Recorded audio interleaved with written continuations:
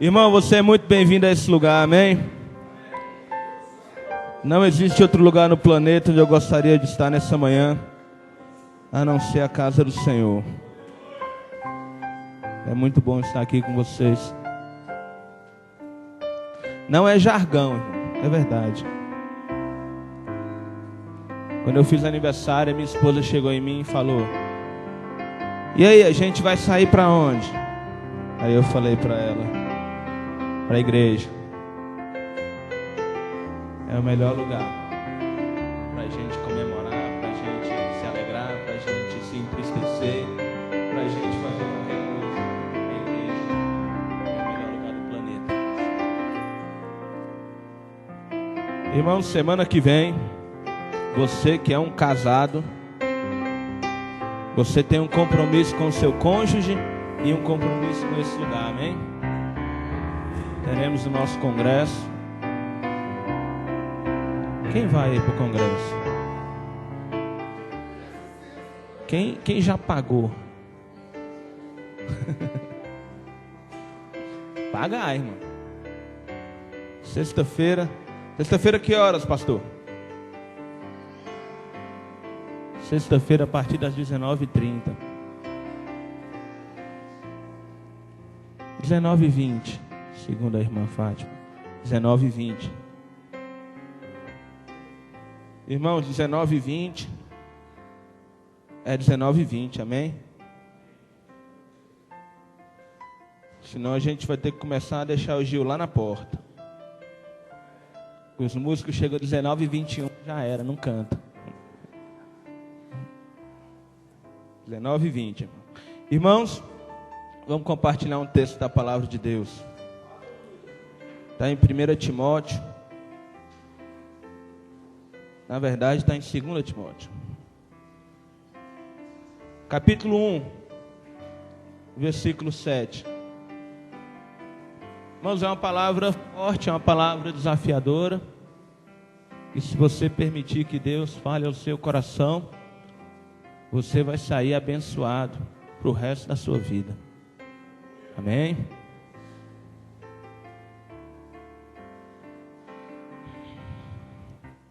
Diz assim a palavra de Deus no versículo 7.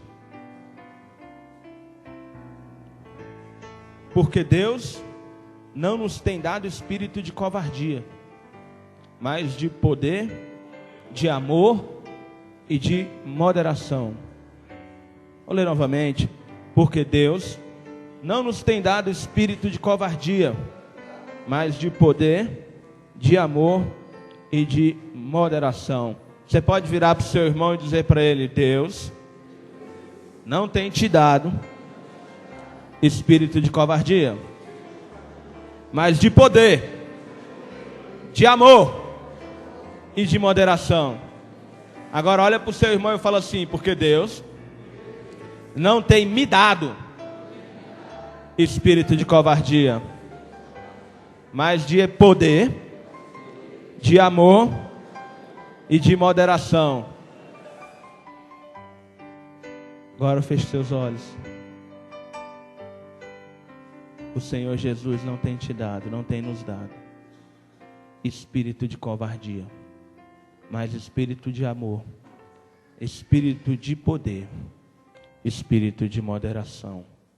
Deus Santo, nós te louvamos por isso.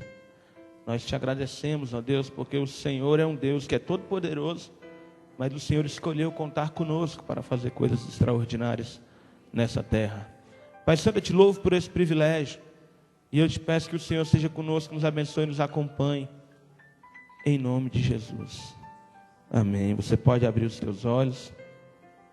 O tema da nossa meditação é um mal que a igreja vem sofrendo. A síndrome de Timóteo. Síndrome de Timóteo.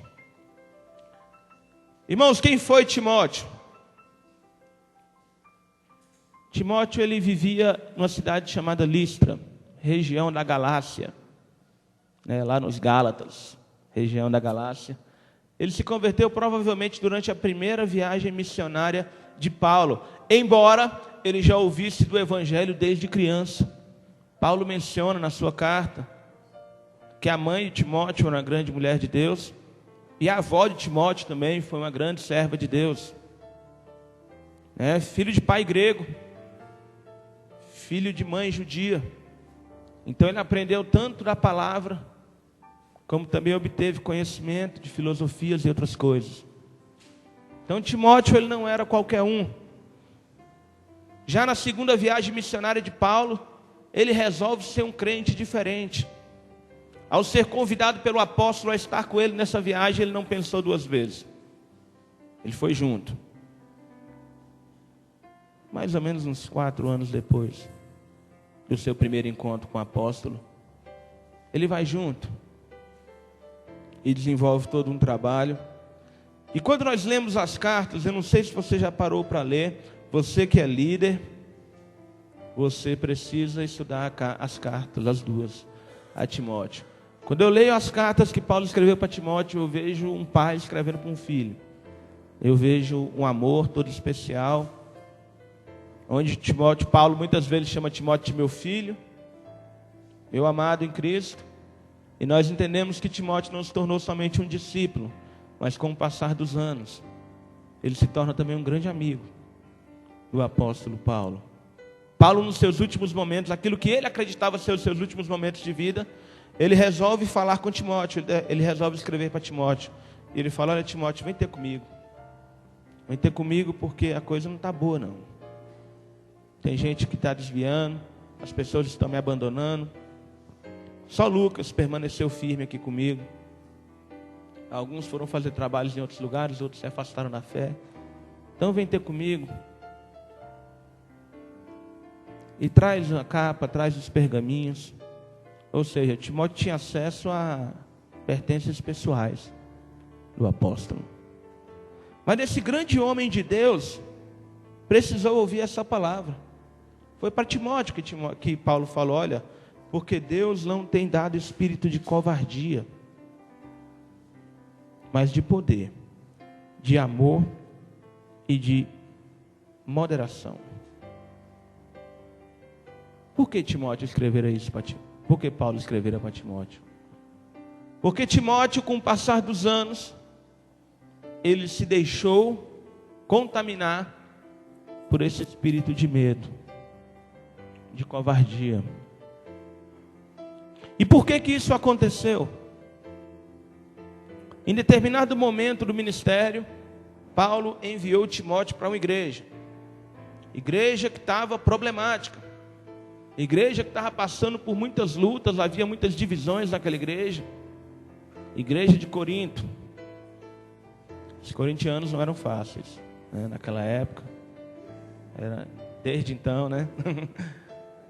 Não eram fáceis. Timóteo foi lá fazer o trabalho, mas o que aconteceu foi que Timóteo, ele não foi muito bem quisto, ele não foi muito bem aceito pela igreja. Timóteo, ele não conseguiu desenvolver o trabalho que ele esperava desenvolver naquele lugar. Timóteo sofreu uma derrota pessoal, sofreu uma derrota ministerial na igreja de Corinto. Talvez por ser jovem, talvez por ser inexperiente, deve ter cometido alguns erros. Enfim, Timóteo, ele não conseguiu desenvolver o trabalho. Depois que Timóteo sai, é Tito quem consegue dar jeito naquela igreja. E aí Timóteo, irmãos, desanima. Timóteo, aquele homem que era cheio de confiança, já não tem tanta confiança.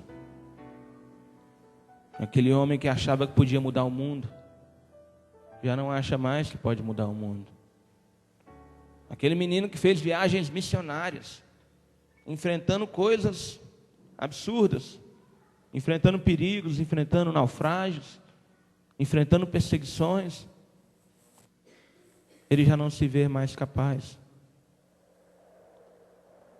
por causa dessa derrota. Aquele menino que claramente tinha um chamado pastoral, ele já não consegue mais acreditar em si próprio. E aí nessa o apóstolo Paulo escreveu uma segunda carta, falando, olha, não foi esse espírito que Deus, Ele te deu. Irmãos, diante das derrotas, nós costumamos ter 3 tipos de atitudes. A primeira delas, lançar a culpa nos outros. Essa foi a atitude de Adão diante do pecado. Essa foi a atitude de Saul diante do seu fracasso. Irmão, Saul como rei foi uma negação. Durante o reinado de Saul, o máximo que ele conseguiu foi organizar algumas tribos. Saul, ele é conhecido na história não como um rei, mas ele é conhecido como um líder tribal do início da nação de Israel. Quando você vai falar com os historiadores, eles veem Davi como um rei de fato, porque Davi estabeleceu uma capital, Davi estabeleceu limites para o reino, Davi estabeleceu uma comissão,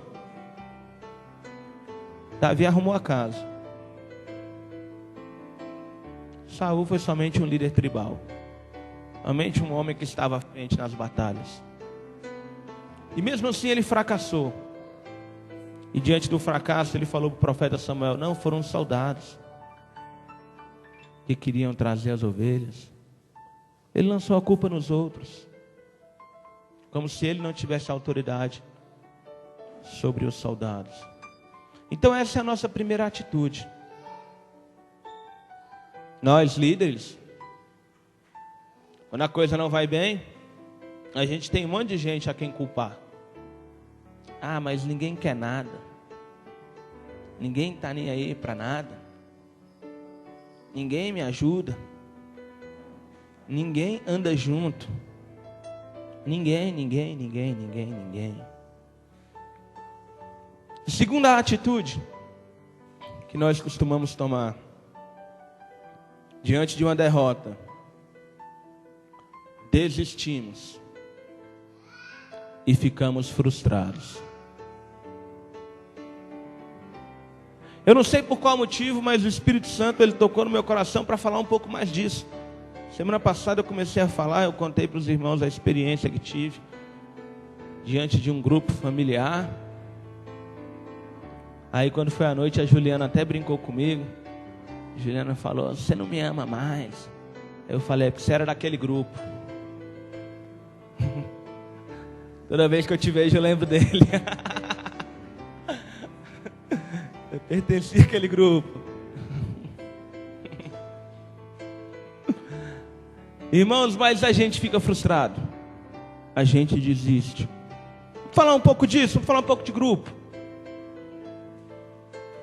Quantos aqui já não começaram um trabalho à frente de um grupo, ou auxiliando um grupo, e sentiu enormes dificuldades? Porque é difícil mesmo. Não é fácil estar à frente de nada. E aí desistiu. E é nessa hora que o inimigo de nossas almas, irmãos, isso é muito sério, porque isso tem a ver com o demônio.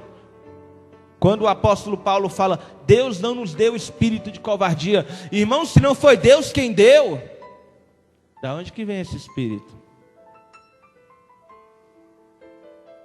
Primeira, covardia, a Bíblia Sagrada a chama de um espírito.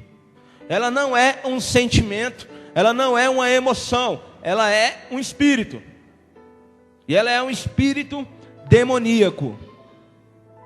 Satanás, ele se aproveita das nossas derrotas, das nossas frustrações, para introduzir em nós, ao nosso lado, dentro de nossa casa, dentro de nossa vida, esse espírito de covardia, esse espírito de medo, esse espírito paralisante, que não deixa o servo de Deus, por mais tremendo que seja, por maior que seja o chamado, por maiores que sejam a quantidade de dons que esse cara possui, não deixa fazer nada, deixa paralisado dentro do reino de Deus. Irmãos, eu entendi que Satanás ele se incomoda com um crente em 2 pontos, em 2 momentos. Primeiro, na conversão. E segundo, quando esse servo de Deus ele se levanta para fazer algo. Então, mesmo que eu seja convertido, mas se eu estiver paralisado dentro da casa do Senhor, menos mal para o diabo. Pelo menos não está frutificando. Pelo menos não está reproduzindo. Se ele não pode fazer eu voltar atrás na minha decisão de aceitar Jesus como Senhor e Salvador, e ele consegue me parar, me paralisar, para ele está bom. São os 2 momentos que ele se incomoda. Então ele lança em nós esse espírito de covardia.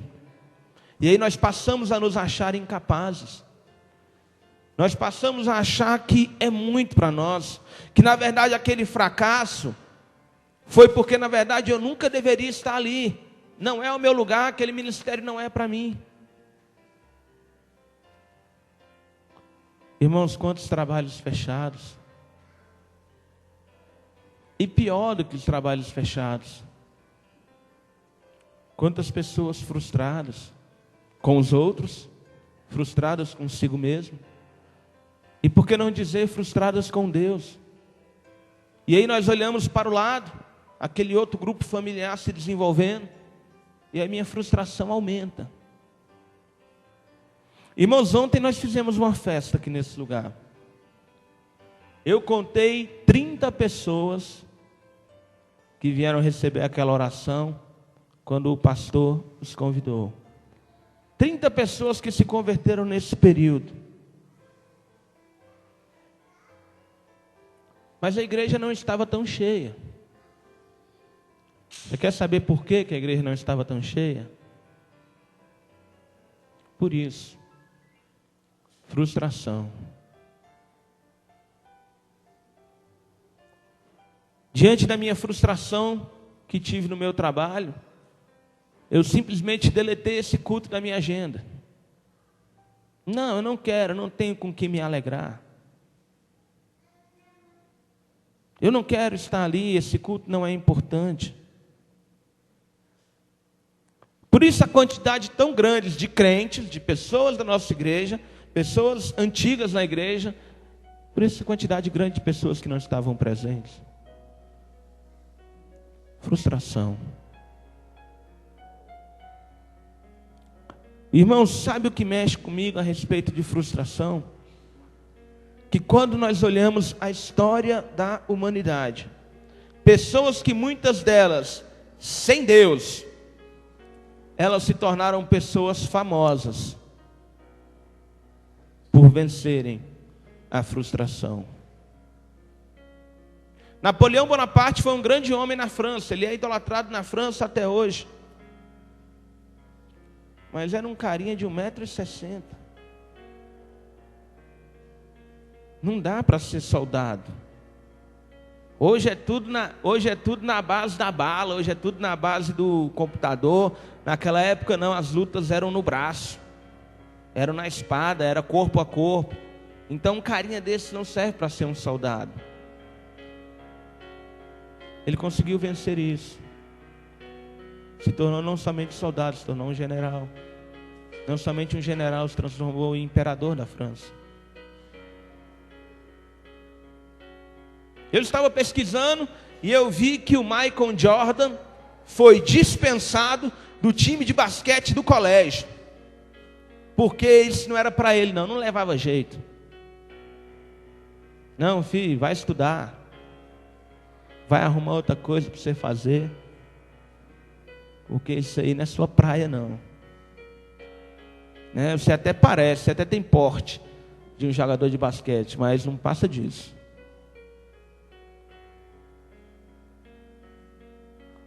Um camarada chamado Alexander Graham Bell chegou na empresa em que trabalhava com um projeto novo, que segundo ele poderia revolucionar as comunicações. A diretoria da sua empresa falou: olha, isso aí que você está querendo fazer é um brinquedinho que não vai servir para nada. Arquivaram. Ele poderia ter ficado frustrado, Mas não, ele pegou o seu projeto e foi para outro lugar. E aí nasceu o telefone. Consegue imaginar a sua vida sem telefone? Não consegue largar nem no culto, né?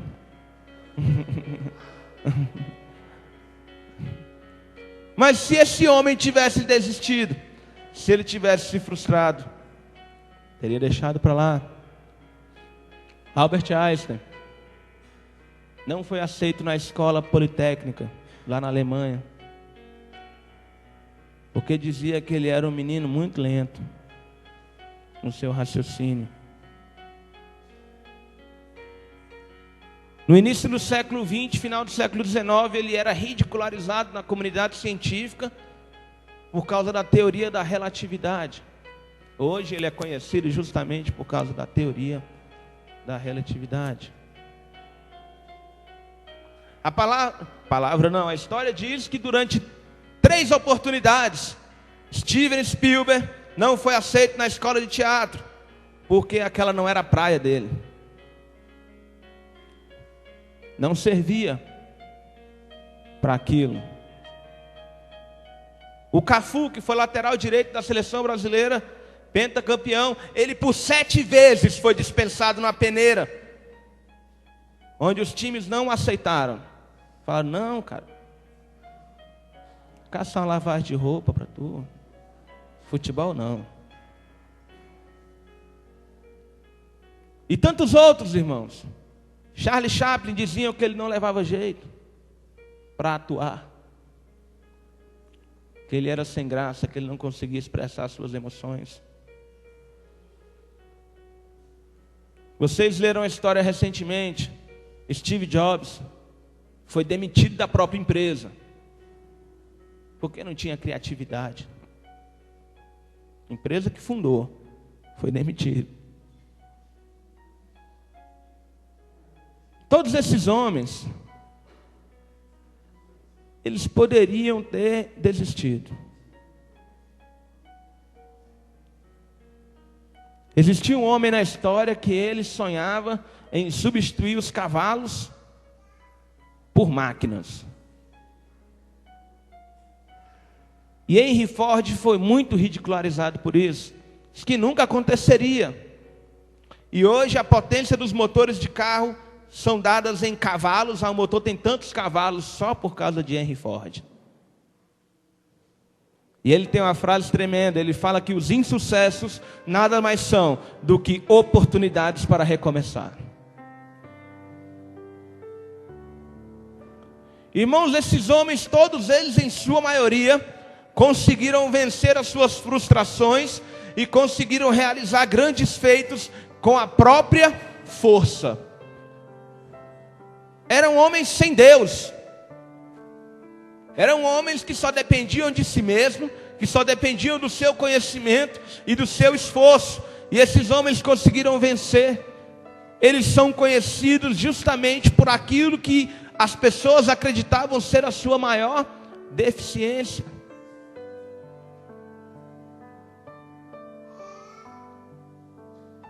Vocês ficam olhando, né, o pessoal na escola de música aqui. Chega de manhã. E aí aí o Gilmar vai lá. O pessoal do violino fala umas coisas. Aí vai lá no sopro, dá outras dicas.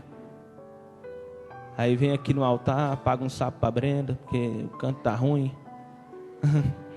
Aí tal. E aí um dia me falaram assim: poxa, mas o cara entende de tudo. Aí eu falei para o jovem que me falou isso: mas você sabia que antes ele não levava muito jeito para a música? Existiam pessoas na igreja com muito mais facilidade. Mas está aí. Está aí.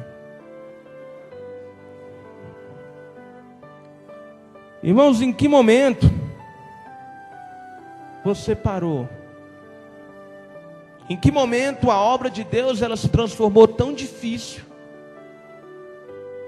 Em que momento as dificuldades se tornaram maiores do que Deus?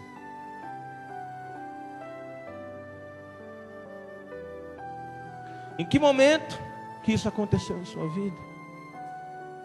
Existem pessoas aqui que estão tão paralisadas que não têm coragem de começar algo, não têm coragem nem de dar um estudo para um novo convertido, porque começa a se colocar, lançar sobre si várias dificuldades.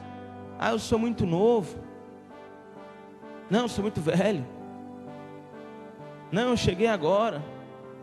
Não, estou há muito tempo na igreja, quem tem que fazer isso é quem chegou agora. Eu nunca dei estudo para ninguém. Não, eu já dei estudo para muita gente. E nós lançamos essas limitações.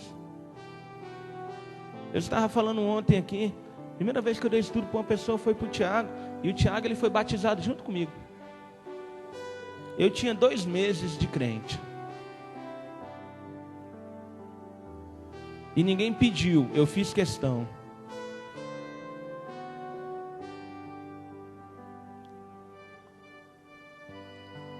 Então, houve um determinado momento em que as pessoas me falaram assim, ó. Ouve aí, Diego. Você tem que me amar. Né? Falaram assim, aquele menino é muito complicado. Aquele menino é muito difícil, é muito nervoso. Ele é muito isso, muito aquilo. E eu olhava assim e pensava, eu acho que ele é um líder. Só que ele ainda não sabe disso. E aí a gente começou a caminhar. Abrimos um trabalho na casa dele. E aí começamos o grupo. Depois eu saí de cena. E quando eu saí de cena, eles começaram a trabalhar lá. E as dificuldades elas vieram, porque é assim mesmo, elas vêm. E aí houve momentos que ele falava comigo assim, tá muito difícil. Quando a gente acha que o fulano vai, o fulano some. Quando a gente acha que o ciclano está se firmando, acontece alguma coisa e o ciclano desaparece. E aí fica sempre aquelas mesmas pessoas. Irmãos, isso acontece por causa da oposição do diabo. Isso acontece porque nós estamos num ambiente de batalha espiritual. E o nosso inimigo, ele é teimoso. Enquanto ele puder se opor, ele vai se opor. Cabe a nós fazer o quê? Sermos mais teimosos do que ele. E os irmãos lá foram teimando, né? E aí ontem foi muito legal na hora de trazer os frutos, né? Foram trazendo aqueles meninos. Irmãos, Deus ele honra. Às vezes a gente se esquece quem é o dono da obra. Às vezes a gente se esquece para quem que a gente está fazendo. Ao contrário dos homens que eu citei, nós não contamos somente com a nossa sabedoria e com o nosso conhecimento, mas existe um Deus todo-poderoso, e esse Deus é por nós. Se Deus é por nós, quem será contra nós, irmãos? Aquele que não poupou o seu próprio filho, antes o entregou por nós, não nos dará por meio dele todas as coisas? E por que a gente se limita dessa forma? Por que tanto medo de fazer um discipulado? Por que tanto medo de começar algo? Por que esse medo de fracassar? Irmão, se você fizer e não der certo, faz de novo. Se não der certo de novo, faz outra vez. Se não der certo outra vez, Deus é contigo. Todas as coisas cooperam para o bem daqueles que amam a Deus. Deus é contigo, irmão. Seja teimoso com o diabo. E Deus ele vai te abençoar. Às vezes demora. Nós lemos a palavra de Deus, as histórias que são narradas, e nós temos a falsa ideia de que as coisas aconteceram do dia para a noite. Não é assim. Não é assim. Jesus ele fala, o servo não é maior do que o seu Senhor. Então se perseguiram a mim, vão perseguir vocês também. Mas se ouviram a mim, ouvirão vocês também. Existe uma promessa de Deus. Ei, presta atenção numa coisa. Você não é um Zé Mané qualquer jogado no universo. E você não é uma pessoa qualquer que foi jogada dentro de uma igreja. Pastor Michael estava pregando ontem. Você é um escolhido do Senhor. Então você já não é qualquer coisa. E você é escolhido para dar frutos. Você é escolhido para fazer coisas extraordinárias. Você é escolhido para vencer. Irmão, você é escolhido para chegar num dia de batismo. E você louvar a Deus, você falar assim: Deus, que bom que eu insisti com aquela vida. Deus, que bom que eu não desisti daquele outro. Deus, que bom que eu não deixei aquele ali de lado. Que bom, Jesus. Que bom. Porque nós só estamos aqui porque não nos deixaram de lado.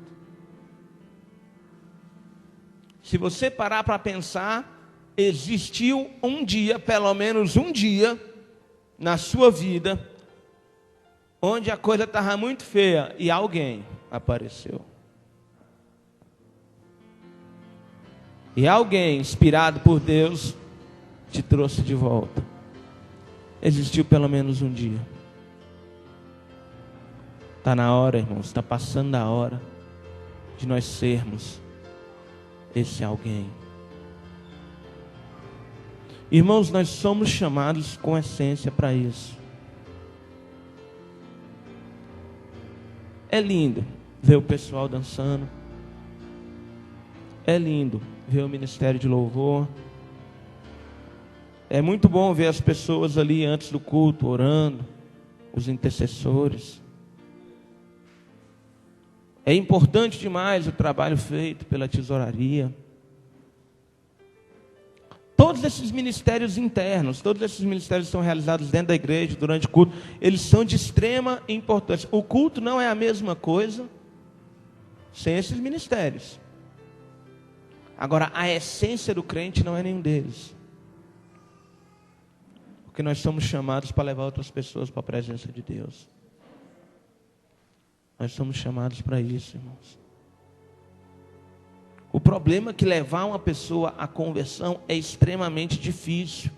Então nós nos colocamos numa zona de conforto e nos ocupamos com o ministério. Irmãos, eu estou falando para vocês porque eu sei muito bem o que é isso. Eu já participei de muitos ministérios dentro da igreja. Já fiz parte de intercessão, já fiz parte de portaria, já dei classe, já fiz parte do ministério de louvor, já fiz parte de um monte de coisa. Só não fiz parte da dança porque a Jéssica não deu oportunidade. Eu não quis, aleluia. Deus fala, né? E às vezes o que acontece? Nós nos ocupamos tanto. Eu sou um músico, eu me dedico muito. Que bom. Se você não se dedicar muito, você não serve para ser um músico. Mas eu me dedico tanto, então eu já faço tudo que eu tenho que fazer para o reino. Não, aí você está errado.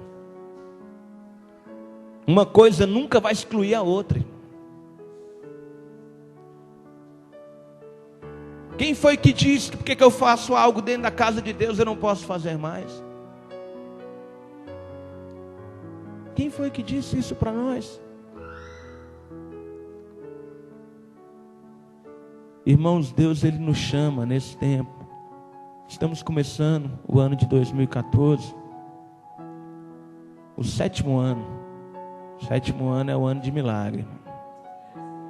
2014 é ano da diferença. Deus Ele tem nos chamado para fazer a diferença. Deus Ele tem nos chamado para voltar no ponto onde nós paramos. Aquele ponto que sempre está dando margem para Satanás me acusar. Aquele trabalho que foi deixado de lado. Deus Ele está nos chamando para voltar à prática das primeiras obras. Quantos grupos fechados? Quantas pessoas frustradas? Quantos se achando incapazes? Pessoas com a capacidade tremenda. Paulo fala para Timóteo: olha, Timóteo, não despreze o dom de Deus que há em ti. Mas a covardia, o espírito de medo faz isso conosco. Deus, Ele tem derramado dons. Deus, Ele tem capacitado. Mas mesmo assim nós não nos sentimos capazes. Nós desprezamos aquilo que Deus, Ele tem nos dado.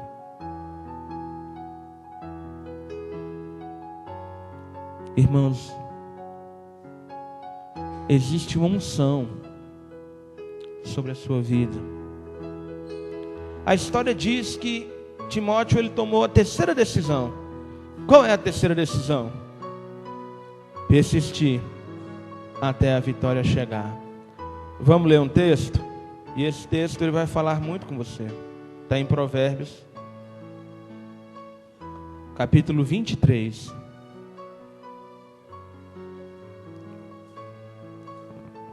Versículo 7.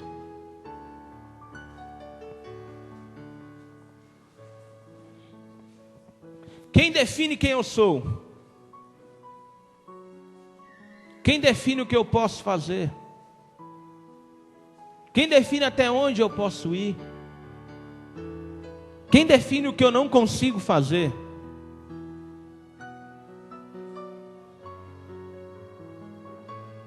Versículo 7. Provérbios 23, 7. Porque como imagina em sua alma, assim ele é. Irmãos, você é exatamente aquilo que você imagina em sua alma. Eu sou um vencedor. Onde eu puser a mão, Deus vai abençoar. Onde eu entrar, a glória vai junto. Deus é comigo, onde quer que eu esteja. Vai ser desse jeito. Ah, não, eu não consigo. Eu já tentei outra vez e não deu certo. Vai ser desse jeito.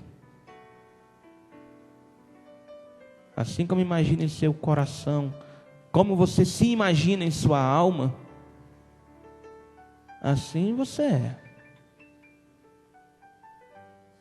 E aí existem dois tipos de crentes. Aqueles que sempre são bem-sucedidos, porque são exatamente assim que eles se veem. E aqueles que nunca são bem-sucedidos.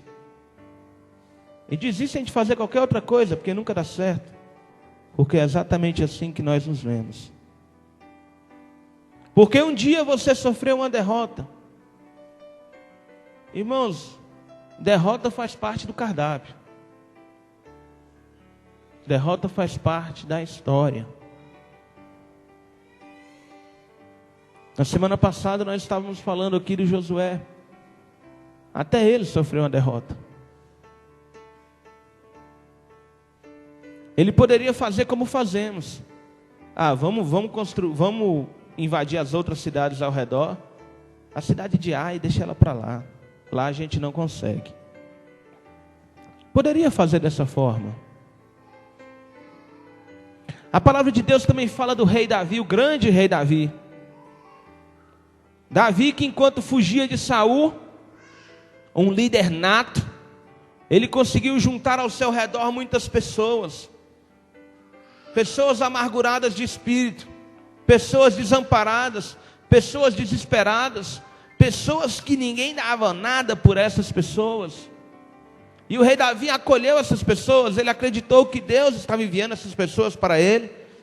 E Davi fugia de Saul, e aquelas pessoas fugiam junto. Existiu um determinado momento que Davi foi para a terra dos filisteus. E enquanto Davi e seu povo estavam fora, o seu arraial foi saqueado. As mulheres de todo mundo e os filhos foram levados cativos. E quando Davi chegou, ele começou a ouvir uns murmurinhos. As pessoas pensavam em apedrejá-lo. As pessoas pensavam: para que a gente foi seguir esse cara? Olha no que deu. Mas a palavra de Deus diz que Davi se reanimou no Senhor. Então as derrotas fazem parte.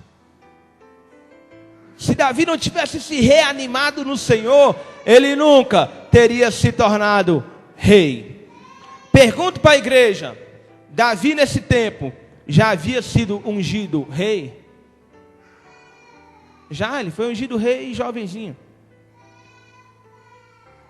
Mas mesmo sendo ungido, mesmo tendo recebido uma promessa, mesmo tendo recebido a graça de Deus ali, a promessa de Deus não teria se realizado.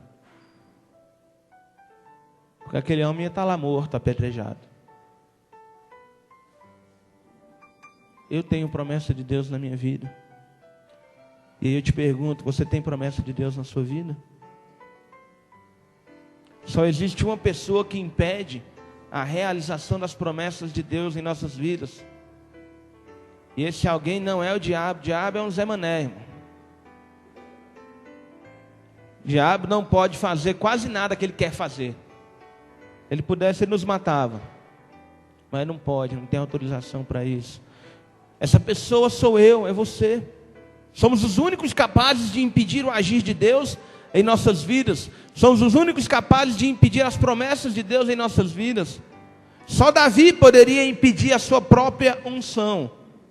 Ele se tornou rei. E aqueles homens que ninguém dava nada por eles, aqueles homens no futuro ficaram conhecidos como os valentes de Davi.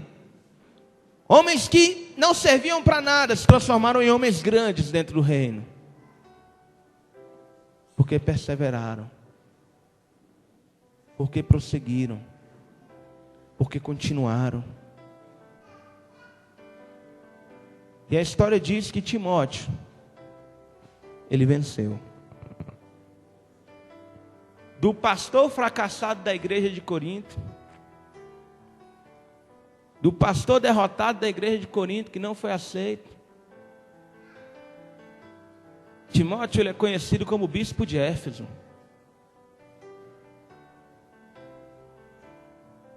E o homem que estava com medo morreu como mártir. Foi apedrejado porque tentou impedir uma procissão ao deus Dionísio. Deixou o seu legado.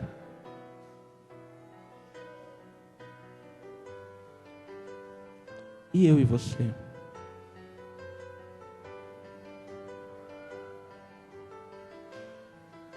Irmãos, nós podemos parar por aqui. Eu citei homens famosos, mas eu não citei aqueles que desistiram. Sabe por que eu não citei os que desistiram? Porque nós não sabemos quem eles são. Eles desistiram. Eles pararam. Ninguém sabe quem eles são. São tantos por aí. Em tantas igrejas.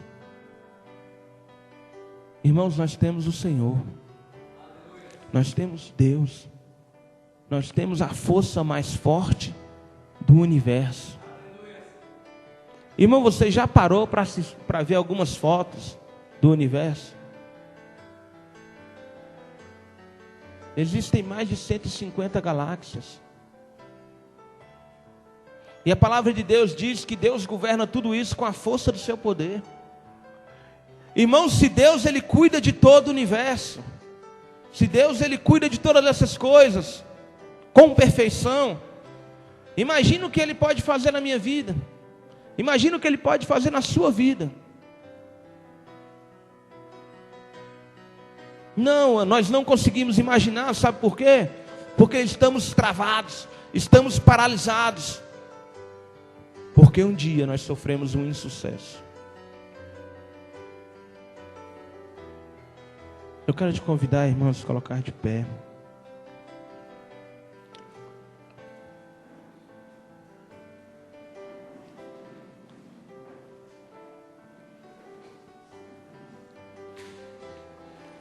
Eu quero te convidar a fechar os teus olhos.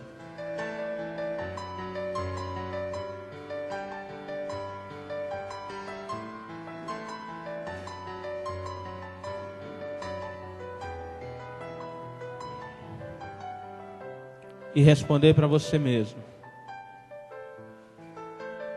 Esse ano de 2013, o ano da atitude, Qual foi a atitude que eu tomei? Quantas vidas estão na presença de Deus por minha causa?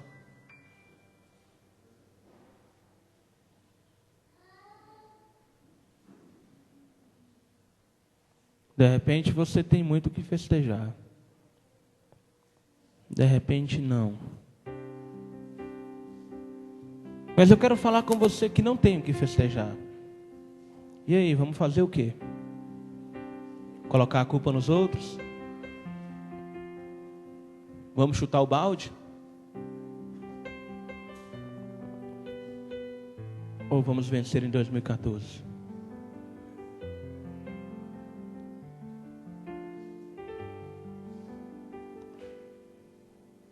Eu quero te convidar. Primeiro eu vou convidar só a base do grupo de louvor aqui.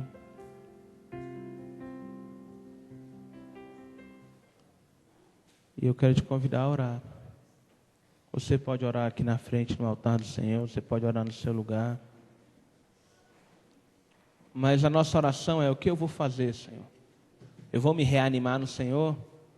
Ou eu vou ficar mastigando a minha frustração? Eu vou ficar alimentando a minha frustração? Sonda-me. Irmãos, os meninos aqui vão cantar uma música, mas eu te peço para você não cantar. Não canta não. Entre na presença de Jesus. Você que é novo, se você tem mais de um dia de evangelho, você já poderia ter levado alguém para a presença de Deus.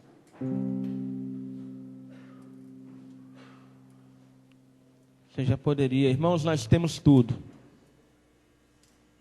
Tem preparo, tem treinamento, tem estudo aí a rodo. O que nós não temos muitas vezes é vontade de vencer.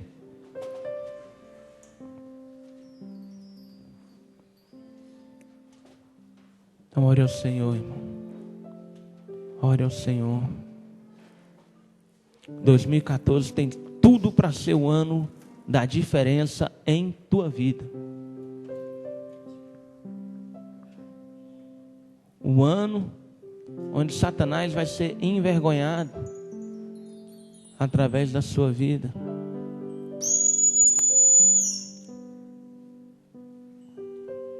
O ano. Se eu tivesse desistido do grupo familiar, como eu contei na semana passada, a minha vida ministerial ela tinha se travado.